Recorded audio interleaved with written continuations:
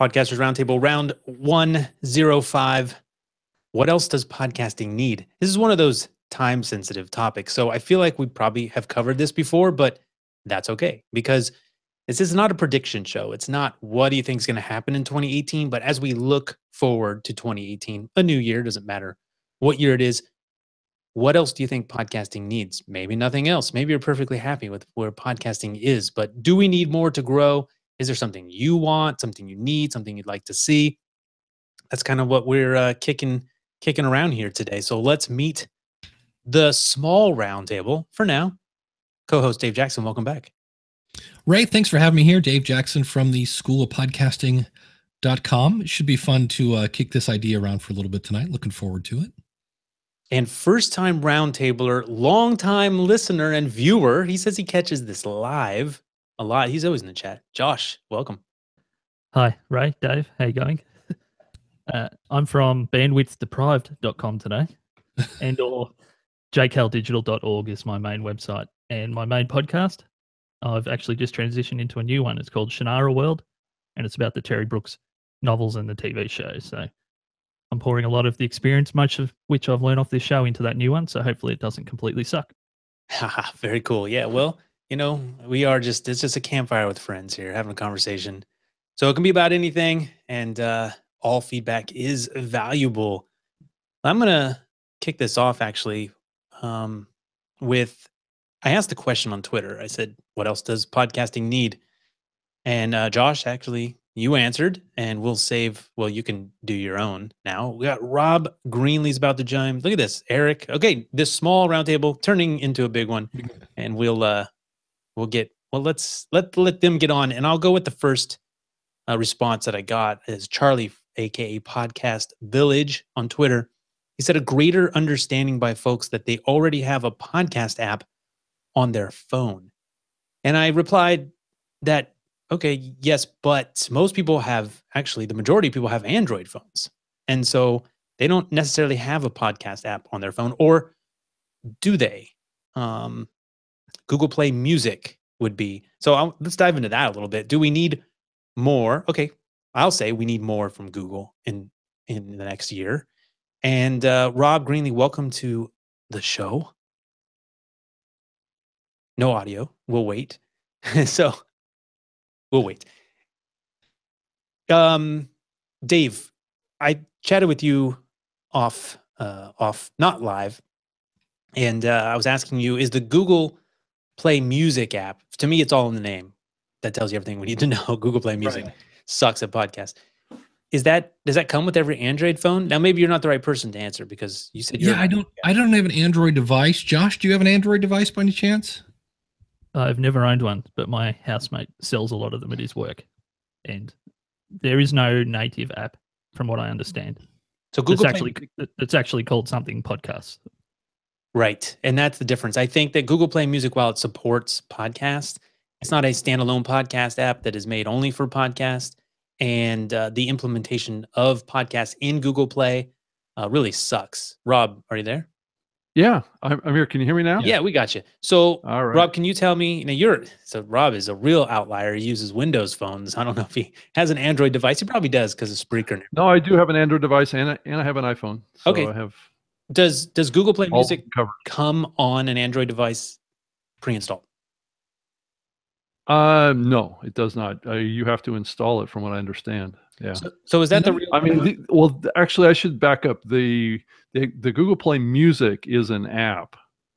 I believe it's part of the suite of apps that Google has on Android. So yeah, so it's in there, but podcasts are kind of buried. It's not an easy thing to discover because it's inside the music experience, right? So. Right, and this used to be, that's the way it was for podcasts on Apple for a long time. It was in the iTunes app, right? But then Apple stepped up and broke it out. Yeah. Good or bad? I don't know. Do you guys think that has been good that they separated into its own app? Yeah, I think it has been good. And you would think that a player like Google would see what the biggest player in the space would be doing and try and emulate that, right? And I think that they have a team now that's working on a second gen solution. So I don't know what that's going to look like, but I'm sure it's going to match a lot closer to what the market is expecting from them. So a second gen of Google Play Music or another or a podcast app? That's yet to be determined if there's going to be any direct connection with Google Play with this or not. Gotcha. I don't know for sure. The team won't get that specific with me about it. They've just been very observant in the medium today. They've been to Podcast Movement. A whole like 6 or 7 of them went to Podcast Movement, and then I've had some meetings with them too, just sharing things about the market. And so they're definitely talking to podcasters. They're keeping their ear to the ground. They definitely want to come up with a better solution. They feel that the experience in Google Play right now isn't up to their standards. So they're willing to look at something new. So that's a hopeful sign. Who knows when that will happen? What it will look like is really nobody knows that except for the team and upper management of Google at this point. Sure. So what do we think about? Okay, so Charlie says he wants a greater understanding by folks that already have a podcast app on their phones. But does this make a difference just having an app, even if it's something that comes with your phone that's a podcast app? Do we think this makes a difference? Yeah. It can, but it's one of those things that makes it easier, but it doesn't make it happen. I mean, when the podcast app became native on Apple, the people didn't have to download it. We're like, oh, cool, it's there. People will click on it, and it. I don't think any of the steps are going to give us that hockey stick growth that we want, but it is one less barrier. So that's always something to cheer about. And my hope would be, it's a pipe dream, but it'd be great if Google came out with it and then actually advertised it, like on all these new. I see all these phones now. Look, it's waterproof. It does this. It does that. And if they said, and it's got a podcast app, that would be awesome to get the word podcast in front of more people than what we're getting to now. Is there anything in particular that Google can do, or maybe a proprietary technology or kind of team that could actually, if they went as far as to produce a Generation 2, could bring new features to the actual space? It's probably a question, I guess, for Rob more than anything, because he seems to have some inside track there. Is there anything special that they could bring if they do bring this new app to market? Well, I think that there's things that they could do that could be unique just because of the resources and the abilities that Google could bring to the table. Though I would say that Google is not necessarily a content company.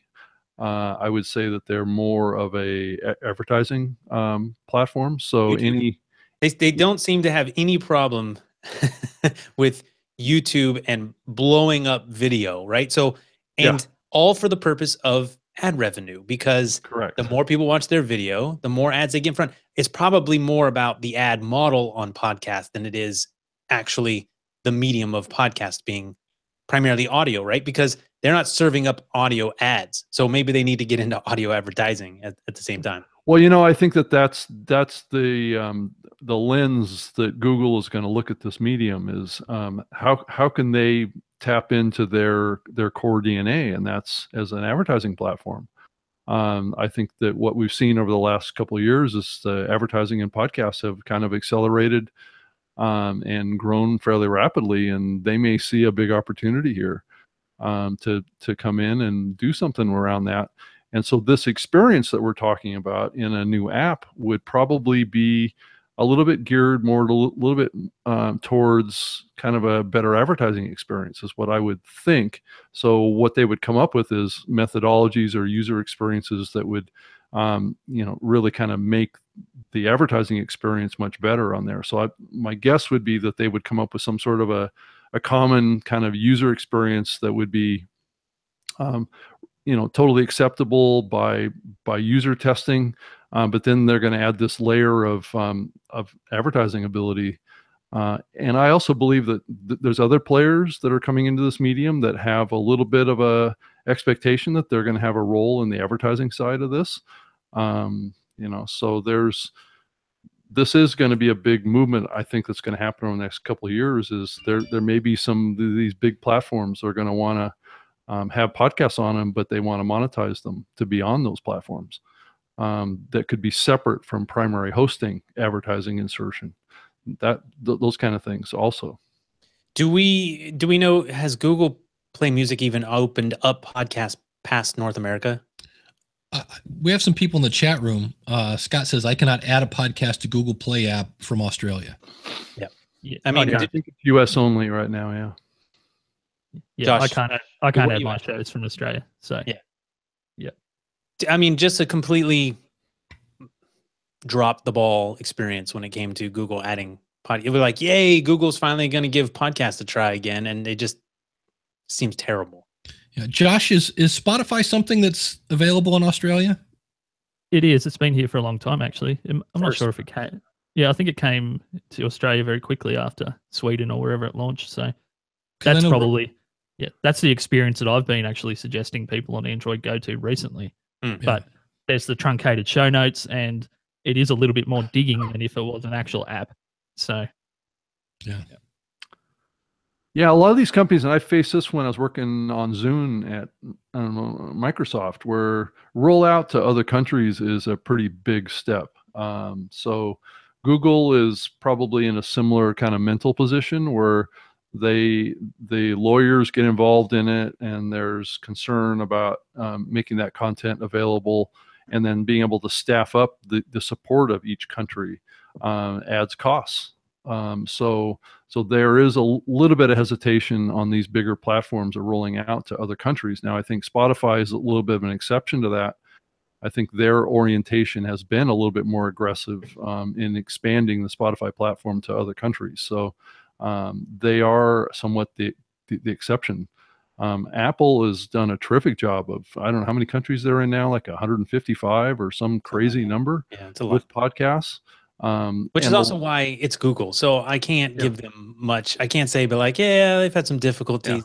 No way. You're Google, and Apple's done it. So dominate. Let's do this. I'm tired of waiting. Well, and if they're in the other part of here too is you think about the advertising business. The advertising business is not strong in podcasts outside of the U.S. So that would be one other thing that you should keep in the back of your mind as you think about expansion into other countries. Sure, but Google needs to drive that. They have that power, right? So it's like an investment. A podcaster doesn't start off making money. They put 2 years, 5 years of hard work in, and then money comes. Google should put investment into the space and build on top of what we have. Well, it's not, I mean, that's part of the picture. I agree with you, but I think that there's another part to it too, and it's where the advertisers are. I know a lot of the campaigns that we get involved with at Blog Talk Radio and Spreaker and things like that typically are U.S. only. So a lot of the ad spending is just not there outside of the U.S. yet. Is that just they're tentative to jump into the space where, over here we've had podcasting maybe a little longer than other places, so they're just not sure of it? Well, it's a different media market outside of the U.S. too. If you think about a lot of the radio networks over there, they're typically kind of public radio type. There's not a lot of commercial radio around the world. I mean, other than in the U.S. So it's a little bit of a different orientation towards advertising too. So why Apple? Why does Apple do it then? Because they're not. Because Apple's just trying to sell a lot of devices. But you're not buying a device to listen to a podcast on, right? You can listen to a podcast anywhere these days. It's the number one thing I think about when I upgrade. I don't know if that means anything, Ray. It's the number one thing you think of podcasts? When I stick with my iPhone transition, it's because there's apps like Castro on there that I trust will give me my podcast. And that's obviously completely anecdotal, but Right, but I mean, Apple's always done it. In the beginning, it feels more like a device thing, but now these days, there's a podcast app on every platform, and it's not necessarily difficult. I would say, I don't know. I mean, it just seems like you got one side flipping the bill, where the other side just doesn't want to play until maybe it's already fully formed, which seems too late for me. Yeah, I just hope that whatever they're doing, they're really going to do it this time. Like when they approached me at podcast movement, I know they approached a lot of people there, and the guy walked up with a Google shirt and said, "Hi, I'm from Google." And I was like, in my brain, I'm like, "Sure you are," and then he handed me a business card. I'm like, oh my gosh. So I'm excited to hear, and from what Rob's saying, there's a whole team working on it. So I just hope when they come, they actually it's not another, we're going to stick our toe in the water. I hope they actually just dive into the pool. Right. And what I want is, and what Dave, what you already alluded to, which was the promotion of it. They have big reach, right? Google can drag along advertisers. They could drag along audience. They could do a lot of things for the space. So Paul Culligan made a great point at Podcast Movement, because he said, how many people are aware of what an Amazon Echo is? And he goes, and they're up to I don't know, 60, 70% of people now understand what an Amazon Echo is because of all the commercials. There's tons of them. Well, they did in 2 years what podcasting did in 12. We're still have people that go, no, I don't know what a podcast is. And that's where I was like, well, it's because you can make money from an Echo. It makes it easier to buy Amazon products and all sorts of other things. But, I even asked the guys at Apple, I go, why are you guys into podcasting? What's in it for Apple? And the rep I was talking to said, it goes back to the whole think different kind of thing. He said Steve was always into creative people and thinking outside the box. And he kind of thought that podcasters are, we're not mainstream media, and we do kind of do fringe podcasts. And I was kind of like, well, that's a fun answer. There was part of me who wants to go, yeah, but you're not going to put out, it's a lot of money to have developers and all the other, especially now with the stats. I can only imagine the headaches they're getting into with that. I still kind of scratch my head.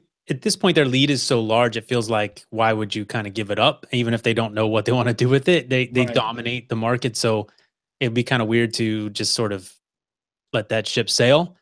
Yeah. But yeah, I don't know. We want to think it's this altruistic effort to support creators and everything. And I think maybe in the beginning it was partly that, but why now? And I think it's partly because of the lead, but they lose that lead every day, that they don't sort of iterate on the product. But anyways, that was the first response from Twitter. So we could probably move on.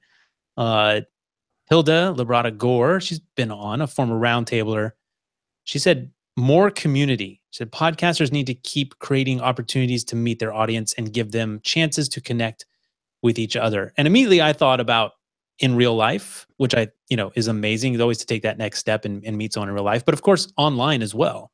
A great chance, an online community gives your listeners a great chance to interact with each other, and to do stuff outside of the podcast. So she'd like to see more community. I know that there are just tons of, I feel like there's a lot of community. I mean, it just matters where you sort of decide to, what sandbox you decide to play in, right? We've got Facebook has large communities for podcasting. Google Plus still has one or two. I'm sure there's a whole bunch, but that are, more active. And then each show probably has some type of community, whether it's a Facebook fan page or something. I don't know. What do you guys think about that? Dave, do you want to talk about PodCon at all when it comes to community? Yeah, that was PodCon was it was the first time I'd ever been to any con, so it's the first time I'd ever been exposed to people doing the it's not dressing in, it's cosplay. Cosplay, yeah. But these are people that were so inspired. It was like the Beatles. I was in this room of about 1,000 people. They got the, it looks like a Bon Jovi concert. You got the big, things behind you, big screens. And these guys were talking to the five guys that started it. And they're asking them what their weirdest job was growing up. And the last guy at the very end said, youth pastor. That was the weirdest job he'd ever had. And this place howled with laughter. I had no clue what they were talking about. It was so much of an inside joke, and I was so outside of the inside joke. But there was a huge community there, and that was to me, it was almost like the Wizard of Oz, kind of going from black and white to color, to where it was like there's a whole other planet going on over here. I had no clue. So that was essentially like a VidCon. It's like a podcast conference for podcast fans, which there's a few of those, LA Podfest and stuff like that, where you kind of come and meet your favorite podcasters. You see live shows, stuff like that. We have Podcast Movement. I say we, like almost us in this group, podcasters about podcasting. The people who would follow this show are the types that go to that, but it's, a small segment of the audience who is that engaged in sort of advancing podcasting or learning more. Do we need more conferences? Is that what you're saying? Do we need like PodCon? That's a new thing. Do we need more of that? Well, there was National Podcast Power. That was a little one here in Ohio. David Hooper did one in Nashville called Big Podcast, I think was the name of that one. There's been quite a few this year. In fact, last year, this year, it's still this year at this point, quite a few popped up. And I think we're going to see. We need more exposure. I don't know. Because on one hand, if we get a bunch of little ones, is that the same as one big one? Because I mean, there comes a point when they're so big that you can't. Like, there have been times I've wanted to see somebody at Podcast Movement. We were both there, and we never saw each other. Well, what's the real point of what does a podcast conference do for podcasting? It just brings focus. It brings some attention. It brings an event that can be publicized. I think it's all powerful stuff. And I mean, one thing that was different about and Dave didn't necessarily dive into this part of it, but what was different about PodCon was that this community inspired people that would never have thought about creating a podcast to step up and start seriously thinking about it. I'm talking about young people. I'm talking about people in their mid to late teens and early 20s, which typically you don't see those folks involved in podcasting. I'm sorry, even from a listener level, you haven't seen it. And that's what was really eye-opening about this particular event, was that community exists already and we just didn't know about it. Do you think though that for creatives, people who are creating and posting online, do you feel like podcasting is now kind of a standard move? I feel like I'm seeing anyone who has, they've built an audience somewhere else, they're adding a podcast. YouTubers, they're all getting podcasts, big YouTubers. I think Casey Neistat said he's going to have a podcast, and you got H3. And I mean, the next step for these people who have created a fan base is a podcast. Do you feel like that is something you're seeing as well? I do. To me, I think it's like having a fax machine back in the late 80s. I think it's just going to be part that didn't go too well. No, that's my only worry about it, is that, that means that somewhere in about 10 years, somebody else is going to come along with some sort of new thing. But I'm with you. Every time I turn around, there's somebody else. And it's fun because I see people that I contacted 5 years ago and said, your organization really needs a podcast. And they're like, nah. And then I go back and, oh yeah, they started one last year. So I think Rob, what do you think? You think everybody's jumping on board at this point? Yeah, I think it's become mainstream now. I think you're either a listener or you're thinking about creating a podcast. I mean, I hear more and more people talking like that. It's like, I mean, a lot of them will never do it, but they feel inspired, and that's the big thing that's really, I think, changed over the last probably in the last year and a half. Why do you think everyone's migrating to a podcast? Why do you think that that's sort of the next channel you have to have? For people I mean, and Dave saw this too at PodCon. I think it's a little bit of a clue, I think, of what could be going on from a macro perspective, is that a lot of people don't feel necessarily safe or good about social media much anymore. And social media was one of the things that really, I think, got in the way of podcasting's early development. Because YouTube and social media blew up right when podcasting had its little perception dip. I mean, podcasting still progressed and grew. It just grew at a slower rate. But it was definitely a perception dip when social media was starting to take off and YouTube was taking off, and it was siphoning off content creators over to these platforms that were making people money and making people famous and all this stuff. And it just feels like that stuff isn't as cool as it used to be anymore. There's a lot of pissed off YouTubers out there that feel like they're getting ripped off by Google now, and there's a lot of people that have gotten involved in social media, and there's a lot of haters, a lot of trolls out there that are making people feel unsafe. Podcasting is one of those mediums that has been like bubbling here for many years, and I think it's time, because podcasting is safe generally for younger people and people to get involved in. You typically don't see a lot of trolls involved around podcasting. It's a very unique and personal medium which is very much fits into the younger generation's orientation about authenticity and being real and all those things. I just think that the changes in the demographics and what people want with their online experiences is morphing towards podcasting, and podcasting is filling that void. Why do you think it's safe? You're saying, is it because of trolls? Do we need trolls? And No, is it a problem that we can't easily give feedback? The reason we don't have trolls is because you can't super simply give feedback to a think about podcast. That's part of it. If I did a podcast and I didn't have my picture on my website, I could have thousands of people listening to my show. I could walk into an event and nobody would know it was me. I mean, that's what it was like in the early days of podcasting. Somebody would walk in and you're like, "Hey, who are you?" And he's like, "Oh, I'm CC Chapman." And we're like, "Oh, we all knew him. We just didn't know what he looked like." And so I think that's part of it, is that I was listening to Howard Stern a couple weeks ago, and he said the reason he got into radio, he says, is that he wants to talk to people, but he doesn't like people.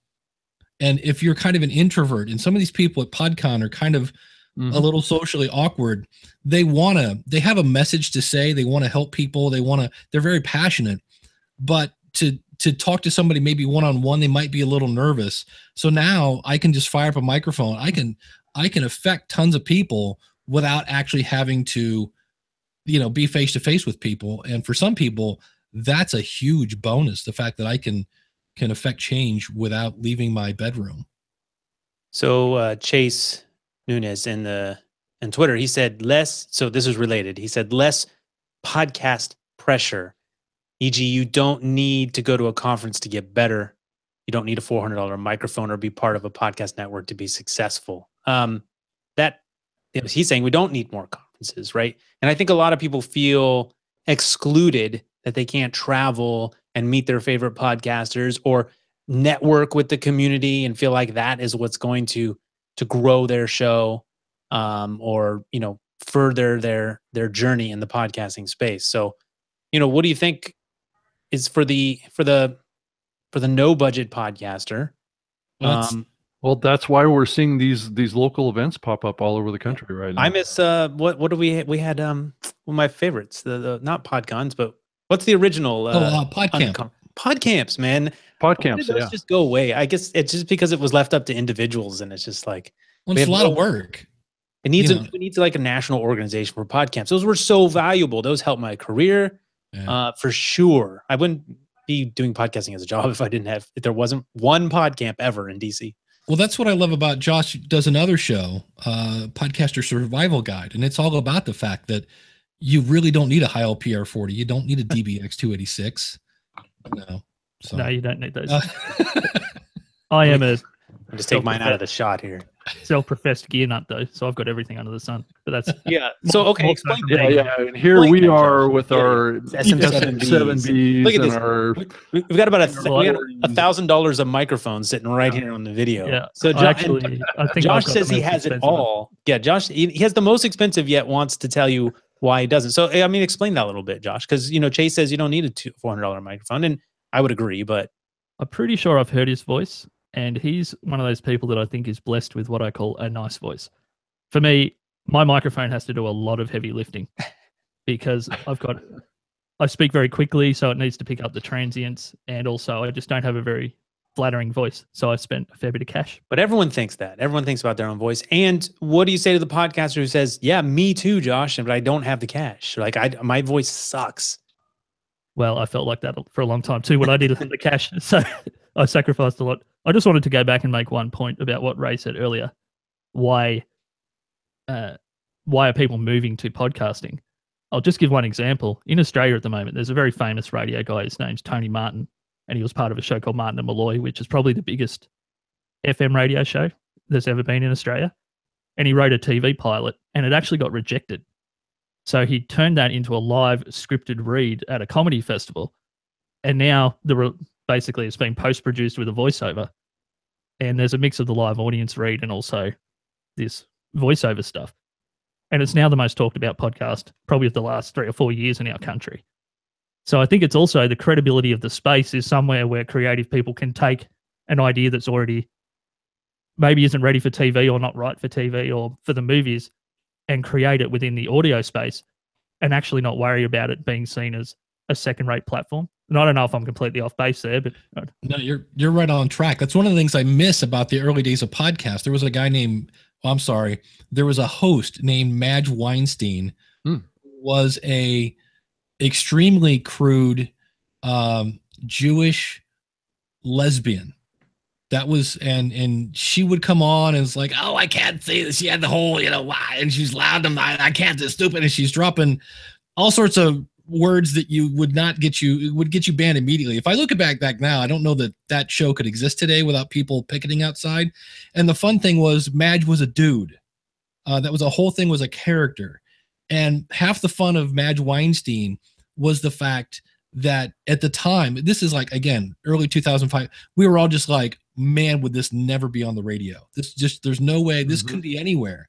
And I kind of miss that we're also kind of like, well, it's got to be, we all have like this script, this recipe of what is a quote good podcast, to the point where I wonder sometimes if somebody who's super creative, well, they're like, well, it's not an interview show and I don't have a PR 40 and I don't have a good call to action. It's like, yeah, but do it anyway. That's what I've been excited about for a long time. I've said I'm waiting for the generation who didn't grow up with the radio, didn't watch a lot of TV, and coming up with shows that are just like, where, this is different, right? Getting into podcasting because they can create anything they want. And YouTube's sort of that way. I mean, the evolution or the creation of vlogging as a format, storytelling. I enjoy vlogging when it's done very well, which is, film yourself and tell your story of your day or your trip, whatever it is. That is very unique that I haven't seen before. And I don't know if we have an audio equivalent of that because there's like a daily thing. And I've always been waiting for the sort of the audio vlogger. Anchor sort of felt like a chance to do something like that. And I just don't know if it works as well in audio, but yeah, I am looking forward. I want more originality, creative stuff that we haven't seen in other mediums before, for sure. Yeah. When this medium started, it was all about sticking it to the man. I mean, it's pirate radio. People were not into running commercials in their podcast. That was uncool. Yeah. Podcast endorsements was uncool. We had folks like Audible come in and try and make podcasting with DRM a cool thing. And they were basically thrown overboard. So it was. I mean, it was a very different time than it is now. Now it's kind of cool to have a sponsor and make six figures with your podcast. But back then it was not cool. And I think it's cool too. I think it's cool too if you can start something original that's completely yours and then find a way to have someone support that. Whether, I'd rather see the listeners support that, honestly. And then that's what you do, because the passion pours through the microphone. And, if you can do that as your thing, I think that's amazing. So yeah, I'm glad that we kind of got past that, but we have lost. I don't know if we've lost a little originality or we're just not seeing it bubble to the top as much. What I feel bad now when people kind of feel like they're not successful because they don't have a sponsor. And I'm like, they're not successful because Apple won't put them on the front page. I can't be discovered, Dave. Yeah, that drives me crazy because I'm like, you go back to kind of like, why are you podcasting? Well, I wanted to get the word out. Well, you're getting the word out. Be happy about it. Well, I don't have, I'm not getting paid by stamps.com or cash. Josh, do you think I'm a failure, right? Because Josh, do we need more discovery in 2018? Where do you fall on that one? I'm sure you've heard the debate. Yeah, I probably don't have the expertise to comment because I've never discovered a podcast by going to look for one. It's always been that. That's what I'm talking about. There you go. That's the clue right there. Right? That is the right answer. Yeah. But what I always try to keep in mind is that maybe our experience as power listeners and the people that maybe came to podcasting as being somewhat tech familiar, maybe our experience isn't as analogous with the regular person as what we might think it is. So maybe for the average folks out there that, don't have that tech awareness and don't know to go digging around to find things in apps, maybe discovery is an issue. But I think it's more so about what Rob said before, that I think that's drummed up by networks and people that have contacts in the media complaining that their shows aren't as popular as what they thought they'd be. So it's more a podcaster discovery issue than discovering podcast issue. Yeah, exactly. It's more of a content creator side issue than it is a listener side. It's not hard to find a podcast, and most people find it like you were saying. they find it through organic methods. But is it hard to find your audience as a producer? Is it hard to find your audience? Yes, I actually Yeah, asked Dave that yeah. exact question on my show. I asked him, how do we find the people that are apparently out there waiting for us? Mhm. Where do we find those people? And he gave me a great answer, which I can't recall off the top of my head. About going, I just I was remember going to this- ask you, what did I say? I was like, yeah, I think it was to do with actually using the tools that are out there like Google and Google Alerts and Reddit and all those places. Yeah. And going and trying to actually spending a lot of your time reading through the comments, getting a vibe for the communities and finding a place. Yeah. That's why it takes a while. Who's more responsible for finding that audience? It should be more on platforms and search engines and podcatchers, or the content creator. Go ahead, Rob. I just don't think that there's a way that you can automate that. I mean, I oftentimes think about. I think this is where audience, Google could do something. To be honest, I mean, with you. I think audiences get built based on almost like a screening process. People come in and check out your show, and they either stick with you or not based on what they hear, and that's the only filter that is used in discovery. I mean, people have to build relationships with you as a host. I'm not sure that there's a way to really shortcut that relationship. They have to find connection. They can't sample you if they don't know you're out there, right? And this is No, where I it's wish. true. And I don't so- think there's a good discovery problem, but Google could certainly help here by a lot. I'm very hand talkative today. I don't know what's going on, but maybe because the camera's so far away, I just want to reach it and change the focus. But Google, here's what I've always wanted to happen. Why Google hasn't brought me in to talk about this, I don't know. But why when YouTube was starting, search results would surface YouTube videos in the top, right? So if someone's asking a question, a fairly drilled down question, if in a podcaster's show notes are good enough, why can't it say, what it's there? I mean, Google could surface the fact that there is deep dive content that you may want. It doesn't have to be like the top result, although we know most people don't go past three top three or something. But Google could give some more exposure to the fact that someone is covering the topic you're searching for in depth every week on their podcast. Are you trying to bait Rob into talking about audio search? No, I don't. No, I said it's on the creator to make good show notes. The very thing that Google wants to do is index your site, and we know Todd is crazy about having content on your site and having it being indexed. And Todd actually Todd would say that he gets a lot of audience that way. Yeah. If your site's optimized, people will go there, and if you've done a good job at letting people know there's a podcast here when they get there. But I still think, and I think Mike Dell, I was talking to him in Slack before, and he was saying that on Android phone in search results, if you have your RSS feed in your header, I think a player will show up on an Android at least, so it would actually give you an opportunity to play the podcast in search. So that's something that maybe it's headed that way. Maybe it's just because of the device. For me, when it comes to is it the platform or is it the creator's responsibility? I go back to my days of being a musician. The app was a bar. It was just a bar and a stage, and they provided a venue for me to play in the same way that an app provides a venue for my stuff.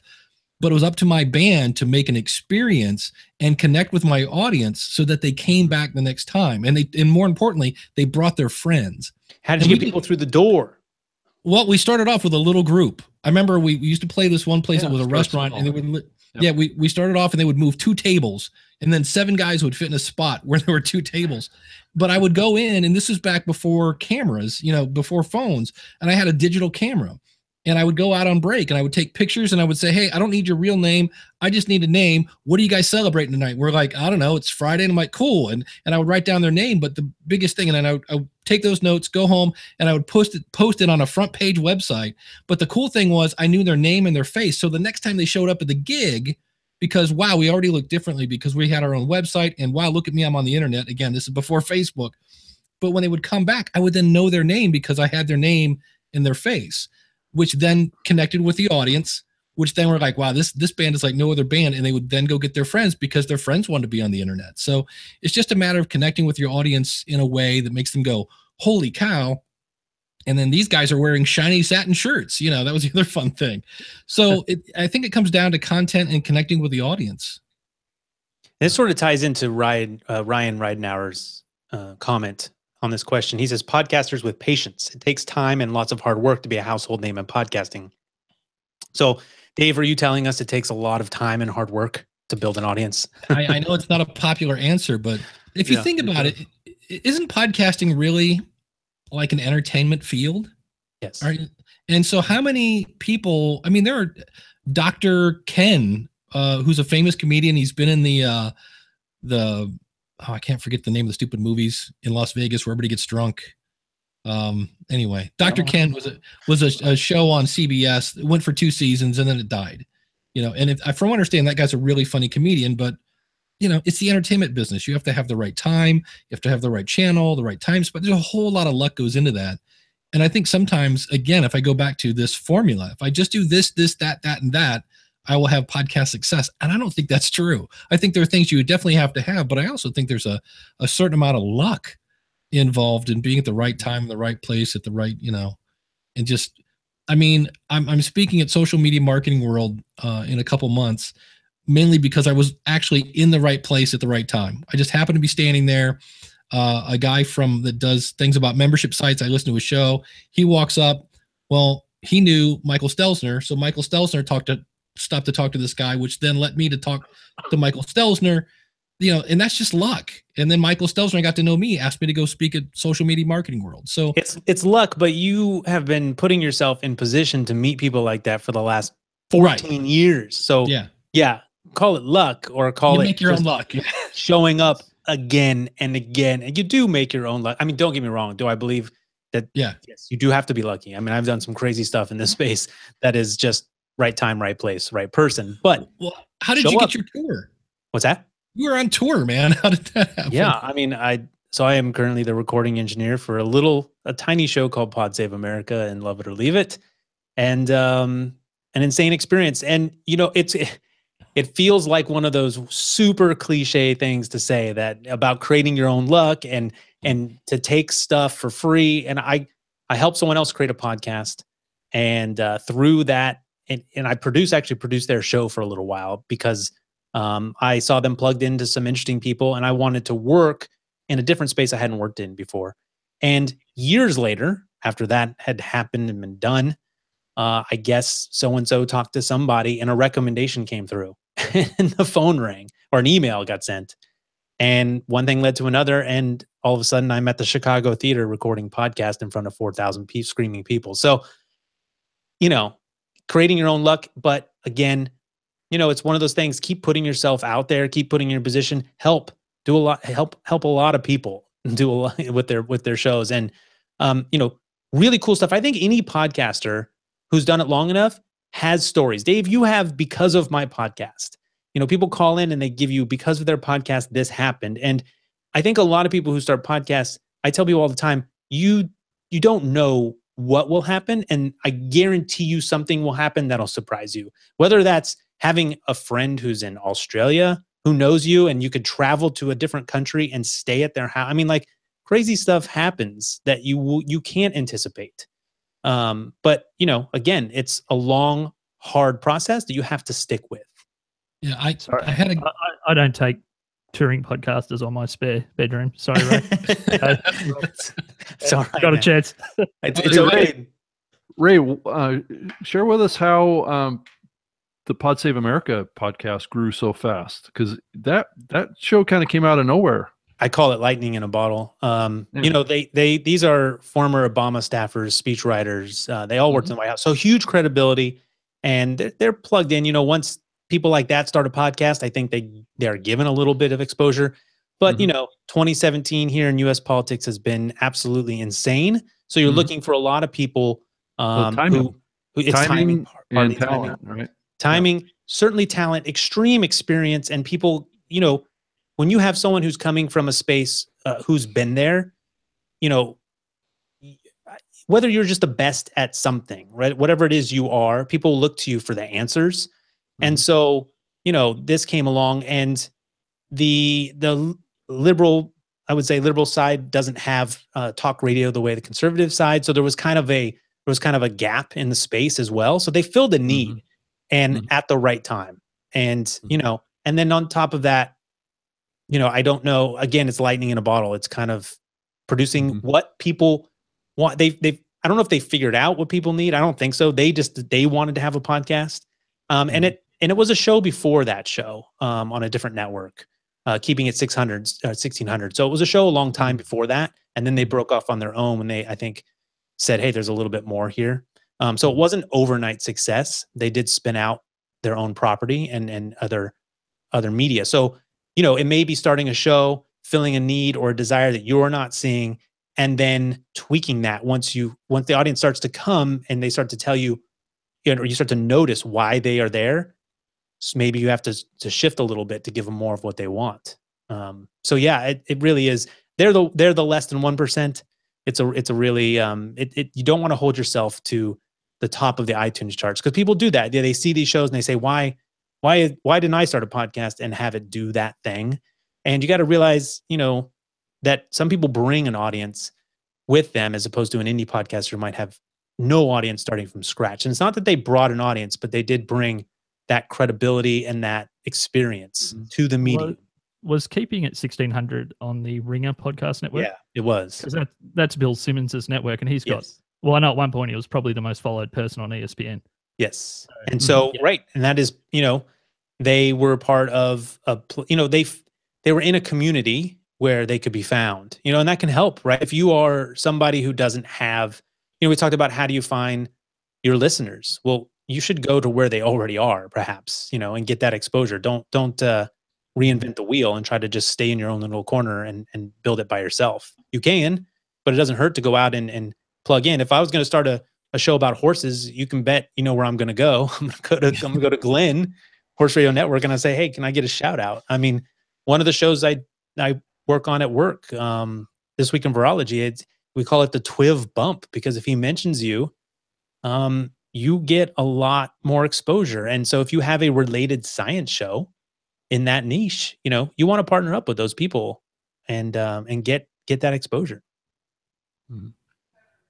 So maybe what podcasting needs more of is what YouTube really values, which are collaborations, right? So I think podcasters are pretty good at collaborations. I mean, we're doing one here, sort of. Rob's got the Spreaker Live show, a new media show. Josh's got a show. Dave's got a show, and we have audience crossover all the time. And not that this show has big numbers at all, but it reaches the people that we want to reach. Yeah. Let's see. Sean Han said he wants a platform like YouTube. So we always hear the YouTube for podcasting, right? A platform like YouTube to host audio files for free. Good business model. So people are willing to do it and try it out. So is there something here, though? Because we know that free doesn't work, Dave. But is there something to this where people, I love try before I buy, right? And so, Rob, does Spreaker have a sort of try it out? Yeah, we do. Yeah. So we do have a free plan. It's very limited, though. I mean, you can't even get an RSS feed with it, but it allows you to get in there and see the interface, see how it works, kind of test it around. There's just enough space in there for you to kick the tires, essentially, is what it is. And plus, also, Spreaker's a listening platform too, so people sign up for free accounts all the time over there. Yeah, I mean, there are plenty of places out there that do the free. There's Wooshka, there's Awsound, I think, has a small, kind of like what Rob said, a free plan.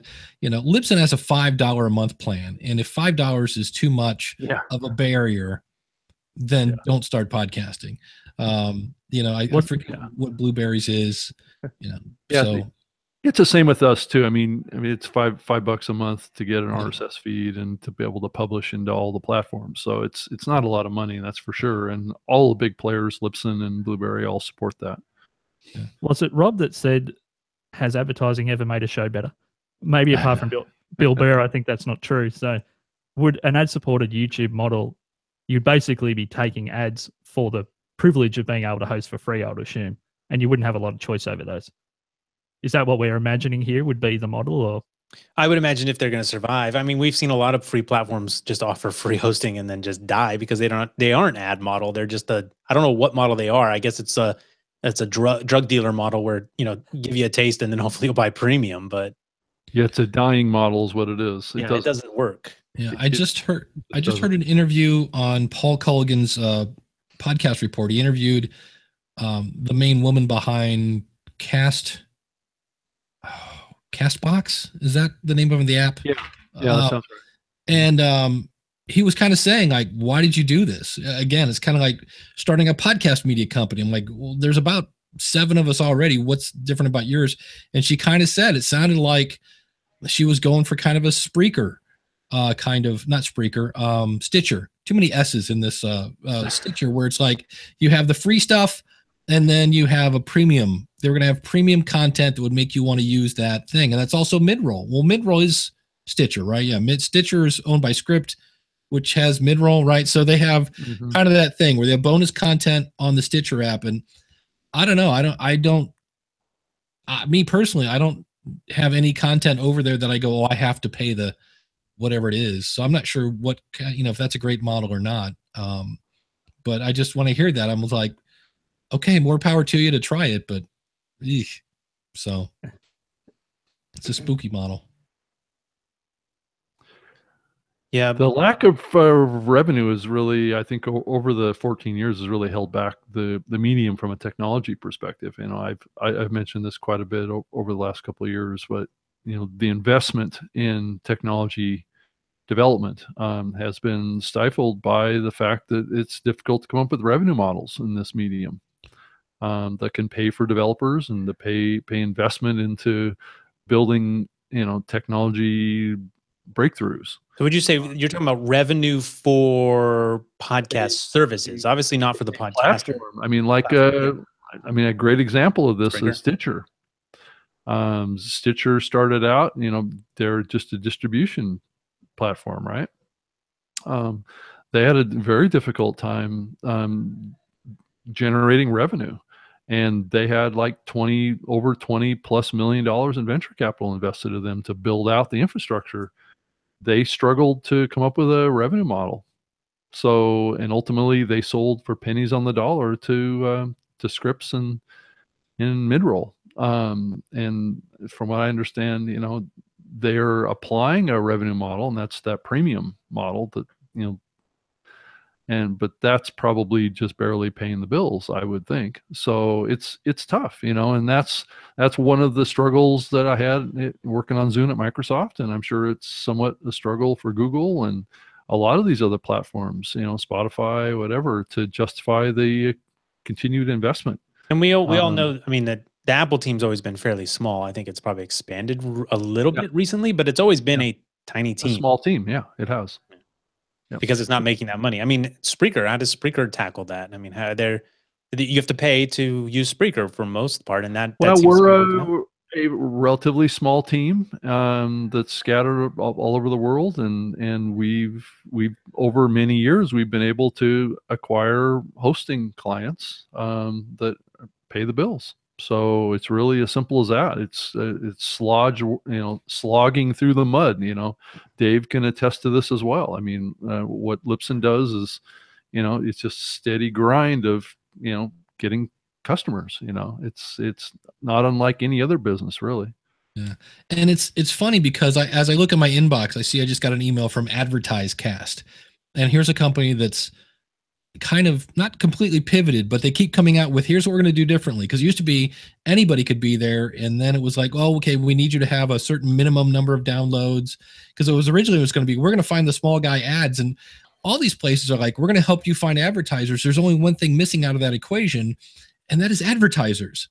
All these people set these things up. It's a place where you can find advertisers, and they've got tons of podcasters. They don't have any advertisers, so it's kind of like, to me, that's the whole thing of that, and I'm happy to see more and more people coming into the space, but I think we need more almost mom and pop shops to get in there and start, really getting into some of these niche shows and things like that. I actually did one for a while. I actually sponsored a podcast for businesses, and I was looking for kind of entrepreneurs, people that might be a good podcaster. So, it's one of those things that I just, every time I hear, oh, it's another place where you can find sponsors, I'm like, did you find some sponsors to actually, find us? It's like, that's what's missing.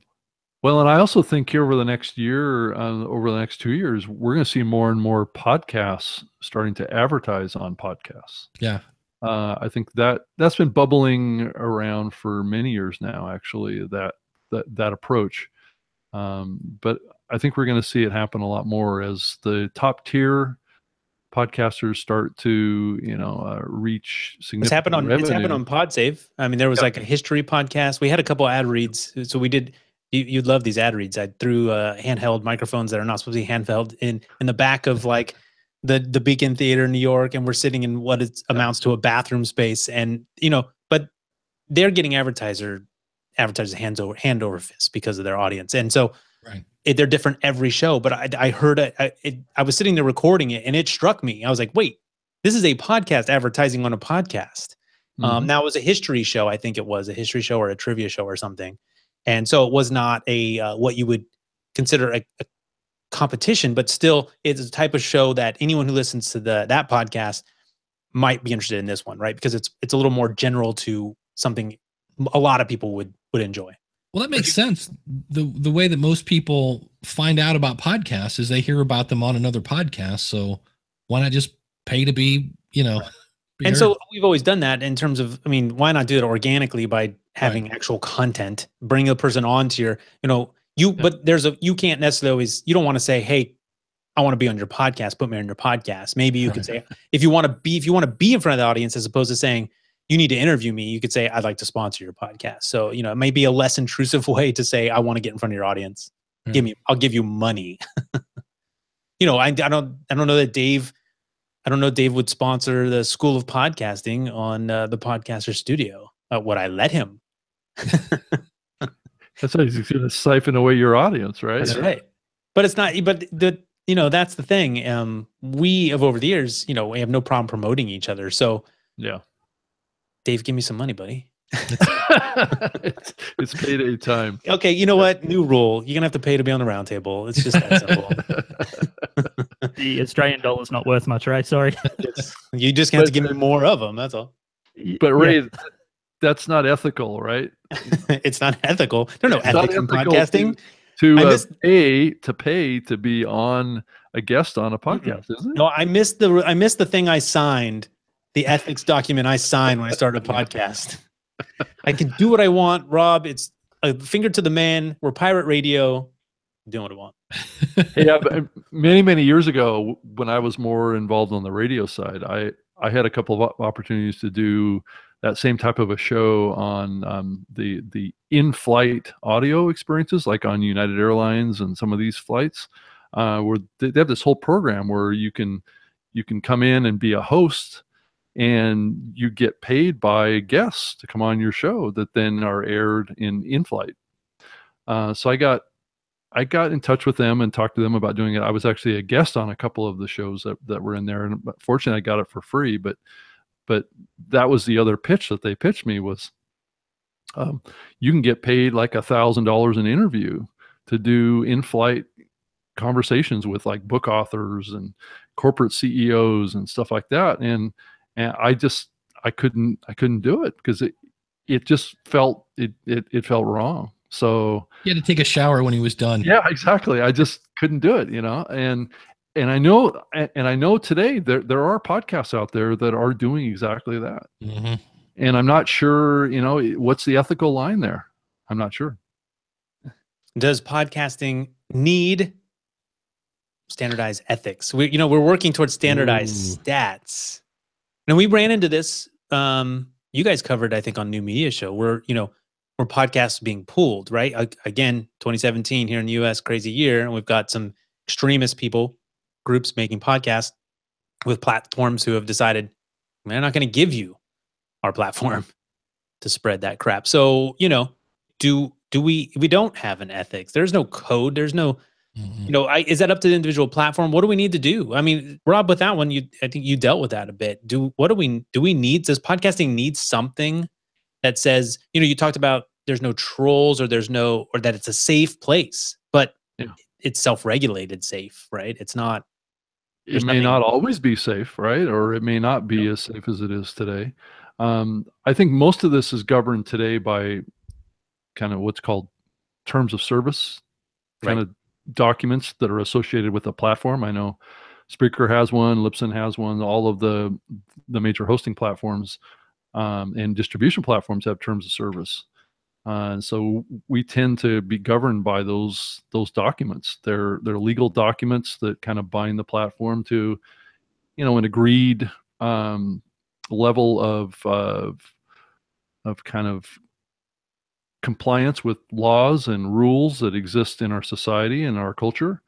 And so we tend to enforce those rather. I don't know what the right word to describe it is, but there's a lot of filtering that goes on with the interpretations of those terms of services as it applies to podcasters and their behavior. Matter of fact, I just came across another one that's that I'm going to have to deal with that just came up, just came to my attention. It was mentioned in a news article about Spreaker hosting a certain show that I'm not going to mention, but is involved in the whole hate speech thing. I went through that probably about 3 months ago, back when the whole Charlottesville issue came up. There was a lot of pressure that was being put on platforms that were hosting podcasts that were talking about neo-Nazism and white supremacists and all this kind of stuff, and we had to take some action on a couple of shows that were on our platform, and so that's where the rubber hits the road, right? We have to get in there and interpret what's being said in these shows and how that is kind of controlled by the terms of service that we have on our platform, because if we don't take action, we can be a problem. If we take action, we can be viewed as a problem, because there's such a thing called freedom of speech, right? There's another concept called censorship. There's another concept of what's right and wrong, what's legally right and wrong. So as platforms and as content creators, we have to walk those lines and understand that there are risks with putting out a show like that. That the platforms that you're hosting on may take you down. Yeah, I've had to do it. Yeah, I think one of the beauties of podcasting is that anyone can sort of, if that's the case, you've been taking that, you're not cut off. I mean, you can put it on your own damn server. I mean, you do. Right.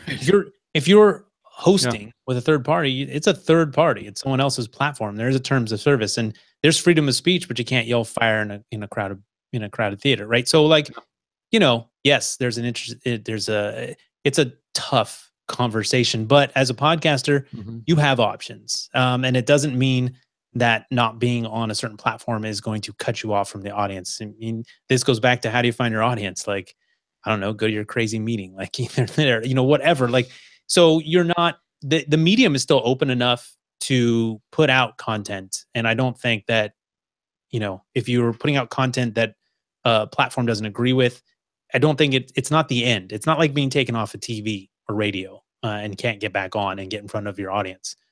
There are ways to do that. So it's still an open medium. I mean, we don't have law. I mean, well, gosh, I guess you could run into some laws, but that's a sticky topic. And I think that terms of service in place, and it's nice, you hear that all these companies have them. I think that's probably how you're going to have to deal with it on a one-off basis.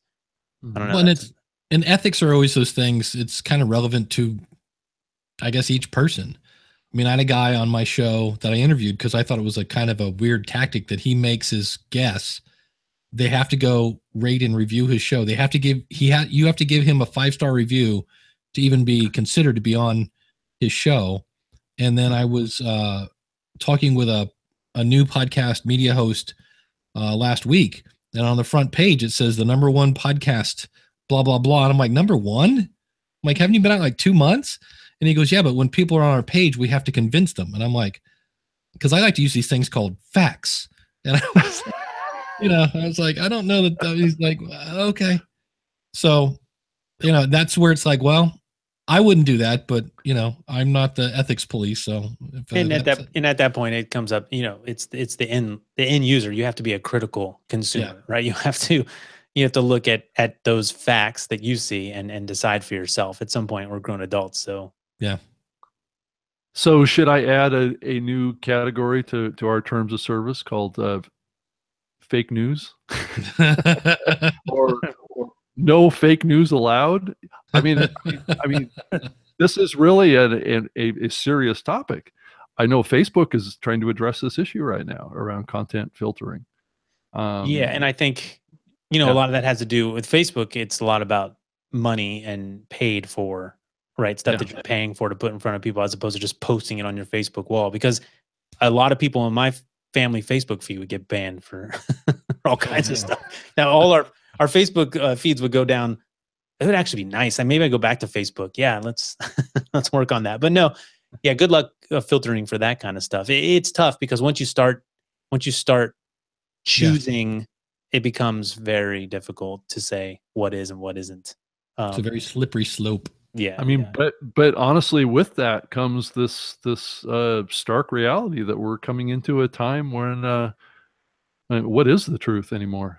Right. Well, pretty soon I'm going to be able to put your face on a porn star and put you on YouTube, and you're not going to know the difference. Have you? I mean, I think we're already there, right? I mean, yeah, we've seen stuff like that. But I mean, all this stuff, it just has to come. It has to fall back on the individual. Like, we need to be smarter as consumers. Like, don't get me wrong. People should be vigilant in sort of creating a platform that's safe, but you have to be a smarter consumer. Right. Mm-hmm. Well, I didn't ask. We kind of covered what Twitter thought, and some people. I didn't really ask what everyone else thought podcasting needed. Dave, you kind of said something, and I'm actually already forgetting what you said. But if you have anything else, we can throw that in as we go out here. What do you think podcasting needs? What do you want in the next year, or do you think? What do you want, or do you think we need something to reach that next? Podcasting has grown incremental stages. We've had these sort of markers along the road where, Apple put podcasts in iTunes, boom, grow a little bit, right? We got a mobile app, we got smartphones, boom, grow a little bit. And there's always these incremental steps. Is there another incremental step you think we need? Is there something you need? Yeah, I'm with you. I think it'd be nice to see Google as a player. I mean, because there are things that you come up and say, it'd be great if there was another sort of big website that promoted independent podcasters. But every time you come up with that idea, if somebody comes up with a new, there were a couple that came out this year. They all have the same shows at the top. It's This American Life. It's, any kind of ranking system or something that's built to promote shows. And then, as we've all said, none of us would use that site. So it's one of those things. It's like, that'd be great to have, except nobody's really, nobody's using Apple. That's the biggest one right now. So that's it's an interesting idea, but I don't think in reality it would work. So I'm not sure. I guess we all just need patience. The number one thing that I want, or think the space needs, is more listeners. Yeah. Right. But how do we achieve that? That's the $10,000 question there, sir. I'm actually thinking of going to either. Well, what do you want? What do you, I mean, we don't, do we need millions of listeners? Yeah, always. We can always get more, but what do you mean? When you say we need listeners, what kind of numbers are you talking about? Yesterday. Well, really, this stems from my concern, my longstanding concern that the rate of content creation is exceeding the rate of listener growth. But is content creation that actually sticks around, right? Shows are created every day, and 3 episodes later, they're done, right? But so the content that is reliable, it sticks around for years. Is that really outpacing listenership? Do we even know that? That's a good question. It feels like in our bubble on this side of the hangout, like there's just infinite number of shows being created every day, and you see a lot in Spreaker because you're one platform that aggregate those, but. I don't know. Do we know the numbers of listeners versus shows and all that kind of stuff? Well, I think we have fairly basic knowledge of this. I think also there is, like you were saying, there is a cycle of shows that come in and out, pod fade, that kind of keeps that market equilibrium, I think, somewhat in place. Well, and I think we're at like 20-something% of at least the U.S. population, I think, listens to podcasts on a monthly basis. That's the number we want to see go up, and it always has, right? Slowly. Yeah. Wait, nothing's ever going to change that. Do we really think anything's ever going to change our pace of growth? It doesn't appear to. It's always 2 Do to you think 4%. do you think there's a threshold where it's just like, boom, like we hit 40% and now it's spreading like crazy because we have 40% of the population talking about it? Do you think there's a ceiling? Like, there's only a certain amount of people who are going to listen to public radio, a talk radio. Well, I think that what we're going to see over the time span here, over a longer time span, is that fewer people spending time with radio, and more people spending time with the on-demand side, the digital side, which is podcasting. Sure. So this evolution is happening, and radio is a little panicked right now because they can see the handwriting on the wall. Right. That this is the evolution of their medium. It's not going to be like it has been for the last 30 or 40 years. So, but will we see new people who start consuming audio who aren't consuming audio now, right? So there's plenty of audio on the radio to consume. There's talk radio, right? And there's just a certain amount of people who are not going to listen to talk. But do you think we're going to see a growth in the adoption of essentially spoken word content? Listeners. Yeah, because I think we are going to see that. And I think the good thing about young people is they tend to get older, and older people tend to connect more with spoken word audio. That's the pattern. So I guess we're coming into another generation. It's the millennial generation that's pushing through. That's going to be the biggest population group, right? That's in a certain age group. That is starting to prove out to be very strong spoken word audio listeners. And that might be what's interesting to me about the YouTubers starting podcasts, because I think they're converting a certain type of person who is consuming video content, and then they're starting podcasts, and because they're so popular, people are following them over there and being like, oh, I like this audio only format as well. But again, it's only going to convert a certain amount of people. Well, and as those younger people that had lots of time to spend looking at YouTube videos when they were younger, when they weren't working, the other thing about young people is they get older and they get jobs, and then they're in the car commuting to work, or they're spending more time working, or they're doing other things. They're having families, so they have less time to watch videos. And what they can do with podcasting, because podcasting has a lot more opportunities to consume content in the car, on the train, on the bus, while they're at the gym, while they're mowing the lawn. There's just a lot of other places that this content can be consumed. I think the reason that will birth new audio listeners, people who wouldn't consume audio before, is hopefully because of the niche of podcasting, the deep dives and serving content that you weren't going to get from somewhere else.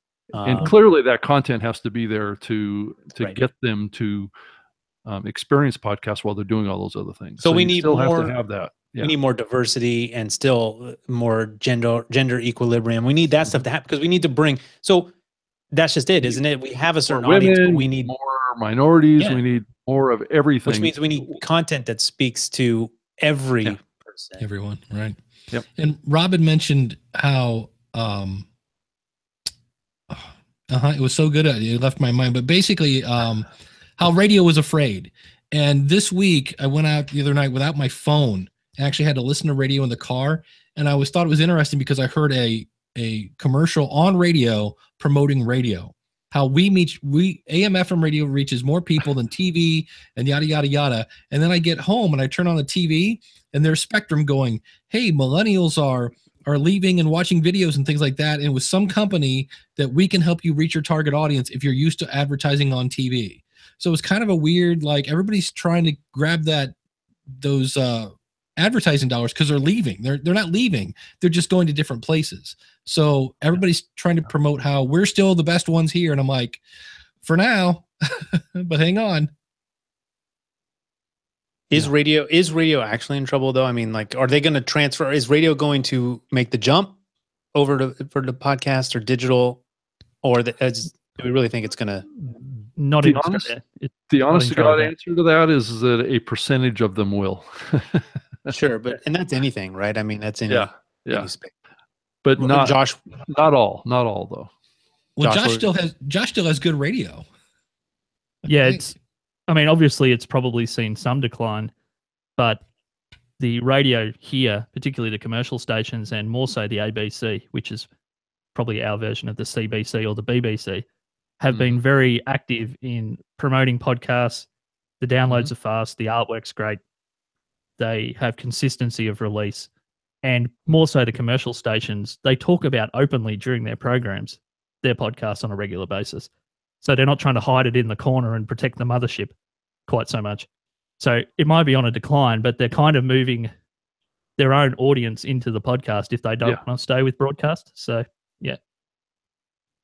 Probably a unique experience. Yeah, I'm seeing that more too. I think with the big radio networks. I mean, even iHeartRadio is a good example. They have a podcast guy now that's dedicated to creating original content and converting station level shows over to podcasts. I mean, that's his full-time job. So it's definitely moving in that direction. Radio is embracing podcasts more and more, though for many in the radio industry, it's pretty reluctant move. I think it's a generational shift that we're seeing happen there. Can podcasts fill what people get from radio, right? So does radio still do something for people that podcasting can't do? I mean, you have the local element, right? I can flip it on the car and I get stuff that's extremely hyper local to me. In Australia, it's probably more so about the premier comedians in our country all have a place on radio on a regular basis, and the amount of money that they earn is they wouldn't be able to replace that easily if they just switched straight over to podcasting. If you just took that pool of talent and put them somewhere else, because many of the big radio people here are multimillionaires and are on these huge contracts. So I think that you're getting an extreme cluster of talent in Australia that all exists on radio at once. So it's probably not really analogous to any other country really in that respect, because we're such a small market, but we have so many premier comedians on the radio at once. So I mean, it's probably more a question for you guys. Is that consistent across the US as well, or are comedians already moving away from radio?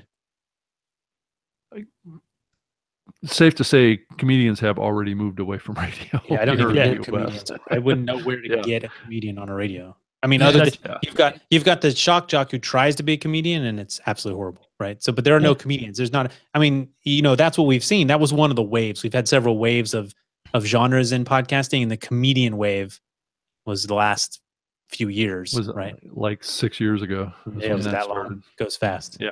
Podcasting moves slow, but time goes fast. Yeah. If I hear a comedian now, it's somebody who's hating life because it's 6:30 in the morning and they're going to appear at Chuckles and they're on with the Morning Zoo people who are, that's true. And you could just tell they're like, get me off this thing.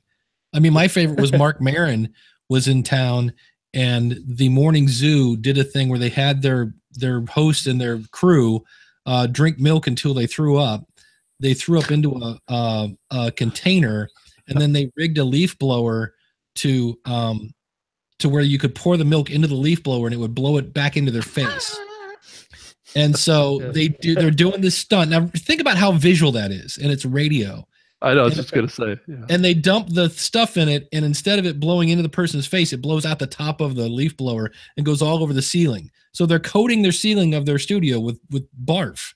Can we do that next roundtable, by the way? Yeah. Because I Mark, guarantee your numbers go up. Mark Maron is like, I'm not going in that studio, because there's like a little they have mics in like the engineer studio so they can participate in the show. And Mark's like, no, I'll stay over here on the side of the glass. I'm not going to go in. And they got Mark Maron. Now I know what we're doing wrong. That's right. Everything's changing next. The barf cannon is coming out next week. Yeah, exactly. Next episode. Josh, what does podcasting need for you or in general?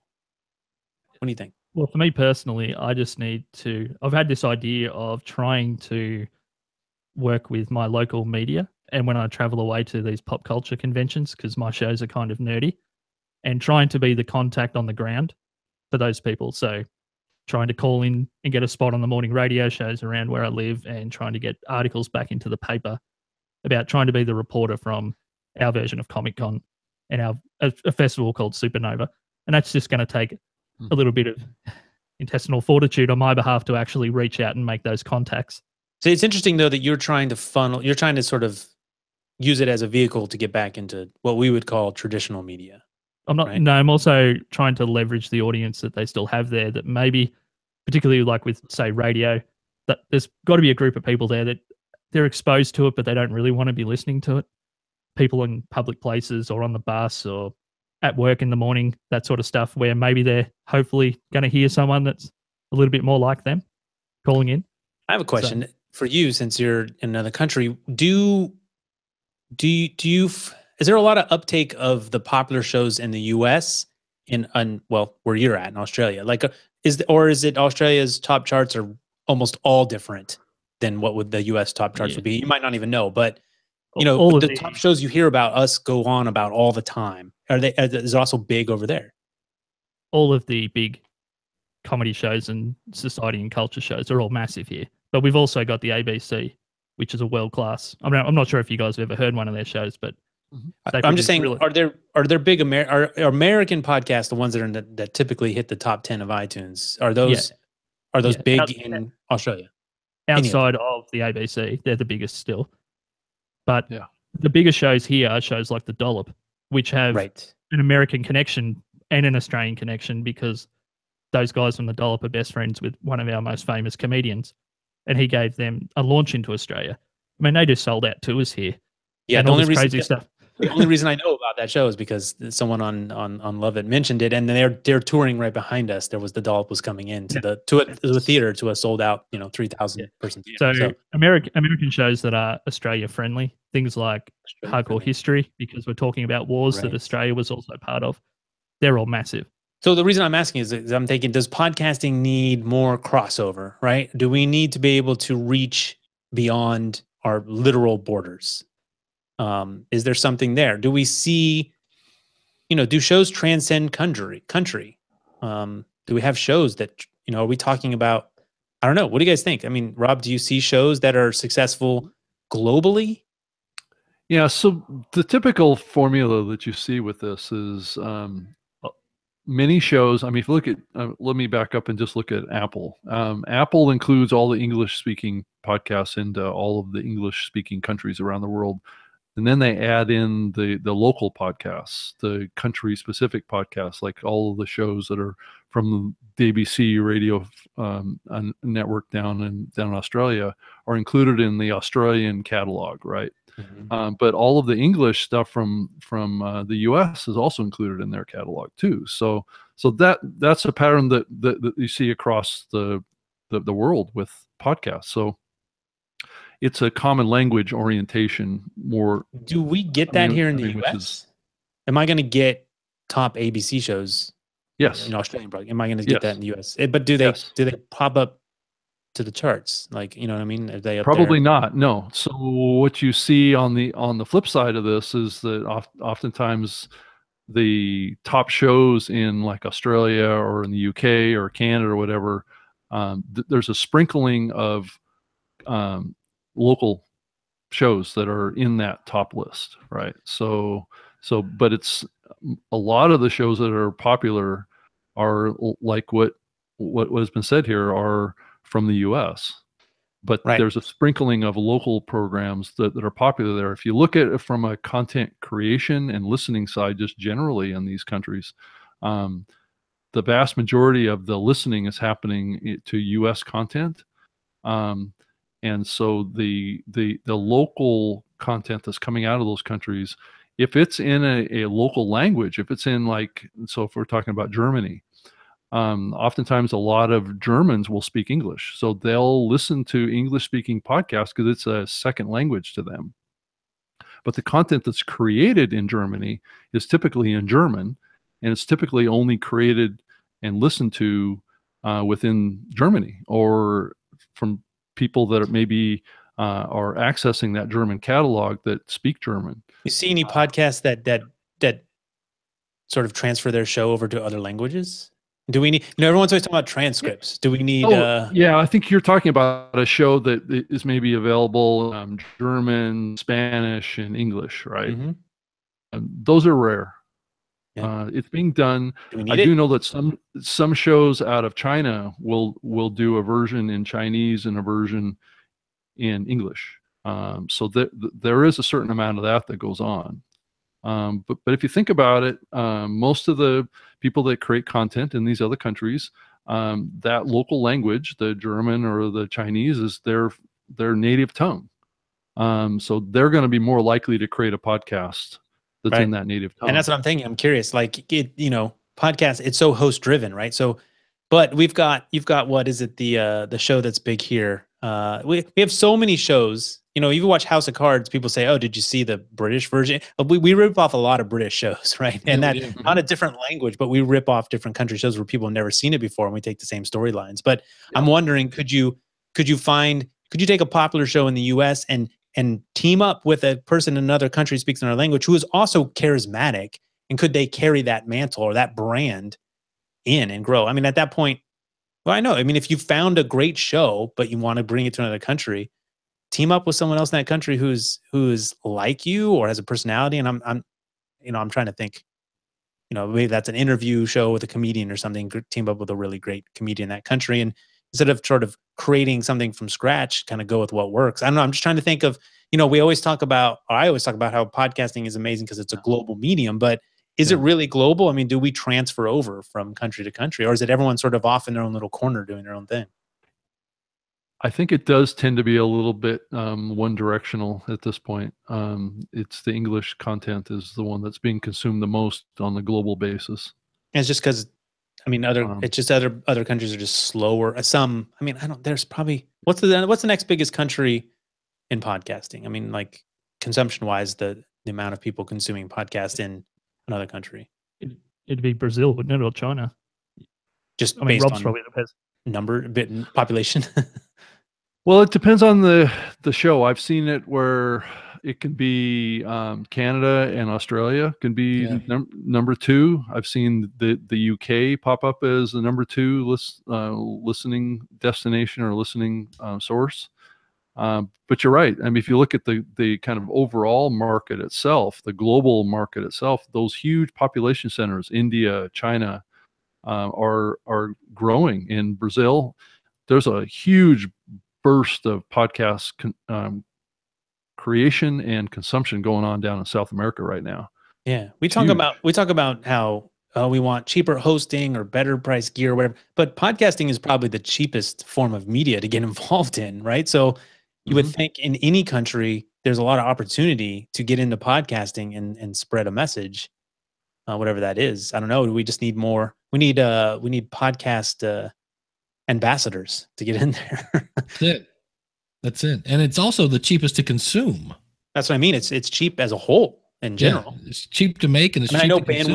bandwidth, bandwidth can be expensive. Some people have very limited bandwidth, but there's Wi-Fi. There are ways to get stuff that is cheaper than cable or buying a newspaper or social is fairly cheap. That's a communication method. But and I think in other countries around the world, people look at this medium differently than we look at it. And in a really great example of that, I was in Barcelona, Spain, about 2.5 years ago. Spreaker had a retreat there, and Spreaker put together a meetup in a restaurant in Barcelona, and a bunch of local podcasters came to that meetup. A lot of them spoke, Spanish, and I didn't speak Spanish, but I know that what was talked about, because it was translated to me, is that there's shows that are being produced in Spain that are 8 to 10 hour episodes. Let me give some context here. What's being produced is a talk personality, not unlike what we have here in the U.S. with a shock jock, that type of personality. Will do an 8-hour nonstop episode, and that episode will be listened to anywhere from 10 to 30,000 times. So you're talking about 10 to 30,000 downloads of a 8 to 9 hour episode. And where this is mostly being consumed is in manufacturing facilities where workers are doing very repetitive jobs, and people are listening to this as entertainment while they're doing assembly of parts, or they're doing sewing, or they're doing, you can just imagine these huge kind of sweatshops of people producing all sorts of things. that are just sitting around all day and they're plugged into listening to an 8-hour podcast. So it's that's what they were talking about at this meetup as a big trend that they were seeing with podcasting in Spain. So anyway, it kind of gives a little bit of a different perspective on how this medium is being used. Yeah, lots to learn. I mean, especially from other markets, and it might be. I talked about us stealing content. Americans steal a lot of shows from other countries and create hits. Maybe you can do it with your podcast. Go find a podcast that's super popular in another language and see what they're doing and see if you can put a spin on it. I'm not saying to steal it, but people always looking for how do I make something successful? Maybe don't reinvent the wheel. Go out there and see what's working and see if there's a way you can bring it to an audience in your language and make if it lands with you. Not just to do it. You won't survive. And don't be concerned about how long it is. As you've heard, do what makes right, what's right for your audience and what's right for you as a podcaster. Don't limit yourself to some random number of it got to be 20 minutes every episode. I think that's a mistake. We are way over budget on this one, and that's because there is no time budget. I absolutely despise time, but hey, we got to get out of here. Really? Because who's going to turn off the switch, buddy? I mean, other than, I'll just make this file 32 kilobits a second. I can fit it in my hosting. Forget the audio quality. Yeah, I used to do that for a long time. That's what my show was delivered. Make it smaller and smaller to fit it into your hosting space, your $5 plan, whatever it takes. All right. Well, we will head out of here because in a live show, it is a little different. I do like to let people go, but I want to thank everybody. Eric, Bangs, Timothy. What's up, Timothy? Showed up.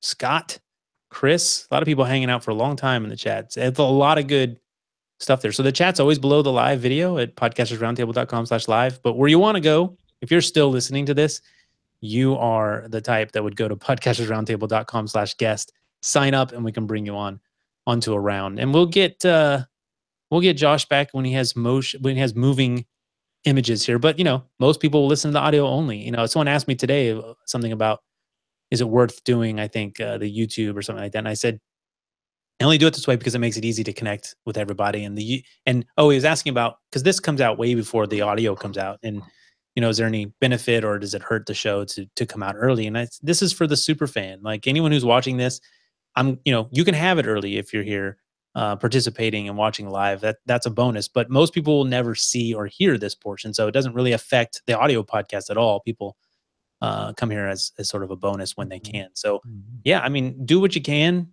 produce an episode. If you have to use a platform that makes it easy to connect with your guest. And even if I was to rip the audio out of this YouTube, which I don't, it wouldn't be as good as you would typically hear us say to use, or I would say to use, but I'm fine with it as long as we can hear what you're saying. So don't let those barriers stop you from getting into podcasting. But yeah, we will see you next time. Let us know where we can find your show, Dave, and thanks for filling the co-host seat once again.